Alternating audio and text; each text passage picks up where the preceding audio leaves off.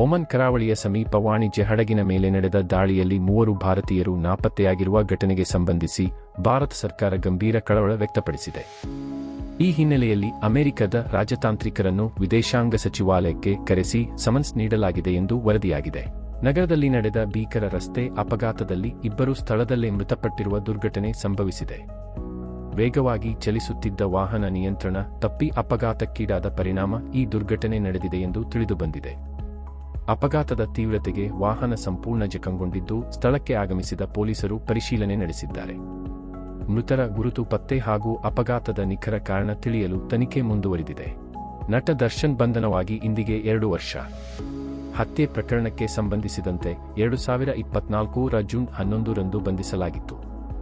ಇಂದು June 11, 2026 ಆ ಬಂಧನಕ್ಕೆ 2 ವರ್ಷಗಳು ಪೂರ್ಣಗೊಂಡಿವೆ.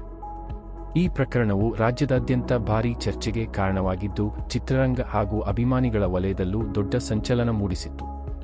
ಪ್ರಕರಣದ ತನಿಖೆ, ನ್ಯಾಯಾಂಗ ಪ್ರಕ್ರಿಯೆ ಹಾಗೂ ಸಂಬಂಧಿತ ಬೆಳವಣಿಗೆಗಳು ಕಳೆದ 2 ವರ್ಷಗಳಿಂದ ನಿರಂತರ ಸುದ್ದಿಯಲ್ಲಿವೆ.